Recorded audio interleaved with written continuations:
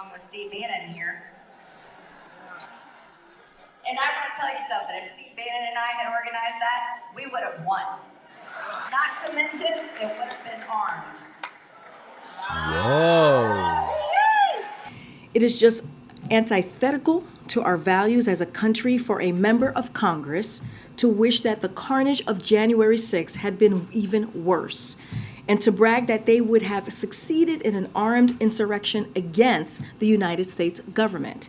Violent rhetoric like this is also a slap in the face of the Capitol Police, the D.C. Metropolitan Police, the National Guard, and the families who lost loved ones as a result of the attack on the Capitol. Greene is now pushing back at the White House's condemnation of her remarks, saying her comments to the New York Republican Club were sarcasm. Quote, "The White House needs to learn how sarcasm works. My comments were making fun of Joe Biden and the Democrats, who have continuously made me a political target since January the 6th. Greene did not address the fact that one day prior to the January 6th insurrection, she proclaimed, "This is our 1776 moment," or that she had suggested Donald Trump could declare martial law to stay in power, or that a close ally of hers was among the group that broke into the Capitol. Greene has also regularly downplayed the attack. In June 2021, she voted against legislation awarding congressional gold medals to the police officers that protected lawmakers in the Capitol and objected to calling what happened an insurrection. Greene, of course, has regularly engaged in the sort of deeply violent rhetoric that has caused a lot of people to cough into their hands while yelling BS regarding her sarcasm claims. That rhetoric has included Greene calling for Nancy Pelosi to be executed and likening Democrats to feral hogs that need to be shot on sight.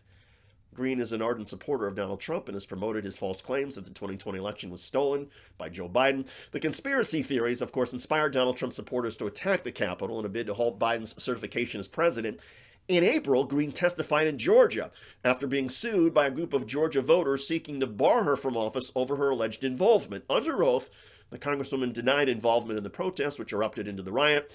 She has also repeatedly defended the rioters, visiting a group of rioters in prison in Washington, D.C., whom she describes as political prisoners. Steve Bannon was also present at the event on Saturday. He was, in July, sentenced to 4 months in prison over his refusal to comply with a subpoena from the House committee investigating the January 6th riot. He is appealing the sentence.